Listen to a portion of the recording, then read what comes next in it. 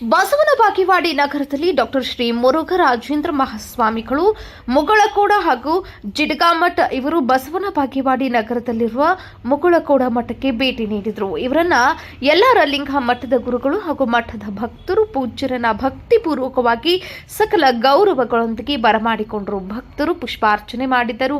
ಡೊಳ್ಳು ಬಾರಿಸುತ್ತಾ ಜಯಘೋಷಣೆ ಕೂಗುತ್ತಾ ಹೃದಯಪೂರ್ವಕವಾಗಿ ಬರಮಾಡಿಕೊಂಡರು.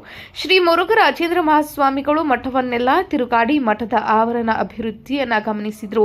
ಎಲ್ಲಾ ಲಿಂಗ ಮಠವು ಸಾಕಷ್ಟು ಅಭಿವೃದ್ಧಿಯನ್ನ ಹೊಂದಿದ್ದು ಸಂತೋಷಪಟ್ಟರು. ನಂತರ ಶ್ರೀ ಮುರುಘರಾಜೇಂದ್ರ ಸ್ವಾಮೀಜಿ ಈಗ ಇರುವ ಯಲ್ಲಾರಲಿಂಗ ಗುರುಗಳು ಬಸವೇಶ್ವರ ಭಾವಚಿತ್ರಕ್ಕೆ ಪುಷ್ಪಾರ್ಚನೆ ಸಲ್ಲಿಸಿದ್ರು. ಯಲ್ಲಾರಲಿಂಗ ಪೂಜ್ಯರು ಹಾಗೂ ಸದ್ಭಕ್ತರು ಪೂಜ್ಯರ ಪಾದ ಪೂಜೆ ನೆರವೇರಿಸಿದ್ರು. ಸಕಲ ಸದ್ಭಕ್ತರು ಜಯಘೋಷಣೆ ಕೂಗಿದ್ರು. ಶ್ರೀ ಮುರುಘರಾಜೇಂದ್ರ ಪೂಜ್ಯರು ಆಶೀರ್ವಚನ ನೀಡಿದರು. ಶ್ರೀಮಠವು ನಮ್ಮ 106 ಮಠಗಳಲ್ಲಿ ಅತ್ಯಂತ ಅಭಿವೃದ್ಧಿಯನ್ನ ಹೊಂದಿದೆ. ಎಲ್ಲ ಭಕ್ತರು ಪೂಜ್ಯರ ಆಶೀರ್ವಾದ ಪಡೆದರು. ನಂತರ ಶ್ರೀ ಮುರುಘರಾಜೇಂದ್ರ ಪೂಜ್ಯರು ಬಸವನ ಬಾಗೇವಾಡಿಗೆ ಆಗಮಿಸಿದ್ದು ಯಲ್ಲಾರಲಿಂಗ ಮಠದ ಪೂಜ್ಯರು ನಮ್ಮೆಲ್ಲರ ಸುದೈವ ಎಂದರು.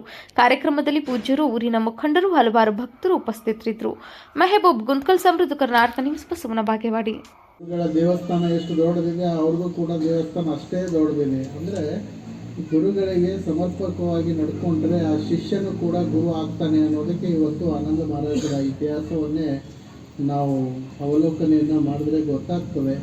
ಹಾಗೆ ಇವತ್ತು ನಮ್ಮ ಬಸವನ ಬಾಗೇವಾಡಿ ಮಹಾರಾಜರು ಅಂದಿನ ಕಾಲದ ಆ ಗುರುಗಳ ಕೈಯಾಗ ಆನಂದ ಮಹಾರಾಜರು ಎಷ್ಟು ಶ್ರೇಷ್ಠವಾದಂಥ ಶಿಷ್ಯರಾದರೂ ಇವತ್ತಿನ ಕಾಲದ 2ನೇ ಆನಂದ ಮಹಾರಾಜರಂದರೆ ನಿಮ್ಮ ಬಸವನ ಬಾಗೇವಾಡಿಯ ಮಹಾರಾಜ.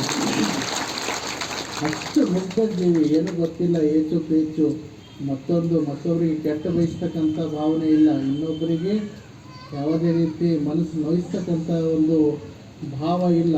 ಎಲ್ಲರಿಗೂ ಕೂಡ ಒಳ್ಳೆಯದಾಗಲಿ, ತಮಗೆ ಸರಿ ಅನ್ನಿಸ್ತು ಅಂದರೆ ಅಲ್ಲಿ ನಿಲ್ಲಿಸ್ತಾರೆ, ಇಲ್ಲದೇ ಇದ್ದರೆ ಸೈಡ್ ಸರಿದು ಹೋಗಿಬಿಡ್ತಾರೆ. ಹಾಗೆ ಇವತ್ತು ಒಬ್ಬ ಈ ಮಹಾಮಠದ ಶ್ರೇಷ್ಠ ಮಹಾರಾಜರನ್ನು ಹೊಂದಿರತಕ್ಕಂಥ ಬಸವನ ಬಾಗೇವಾಡಿ ಭಕ್ತರು ನಿಜವಾಗಿ ಕೂಡ ಪುಣ್ಯವಂತರು ಅನ್ನುವಂಥ ಮಾತನ್ನು ಈ ಸಂದರ್ಭದಲ್ಲಿ ಹೇಳಿ, ಇವತ್ತು ಬಸವನ ಬಾಗೇವಾಡಿಗೆ ಸಿದ್ದರಾಮ ಶಿವಯೋಗಿಗಳ ವಾಣಿಯಾಗಿತ್ತು. ಈ ಮಠ ಭಾಳ ದೊಡ್ಡ ಮಠ ಆಗ್ತದೆ. ಈ ಮಠ ಭಾಳ ಎತ್ತರ ಒಂದು ಕೀರ್ತಿಯನ್ನು ಪಡೀತದೆ. ಬಹುಶಃ ಈ ಭಾಗದಲ್ಲಿ ಅನೇಕ ದೊಡ್ಡ ದೊಡ್ಡ ಮಠಾಧೀಶರು, ಜಗದ್ಗುರುಗಳು ಯಾರೇ ಬಂದರೂ ಕೂಡ ಬಸವನ ಬಾಗೇವಾಡಿ ಮಠಕ್ಕೆ ಎಲ್ಲರೂ ಕೂಡ ಬಂದು ಹೋಗಿರ್ತಕ್ಕಂಥದ್ದು.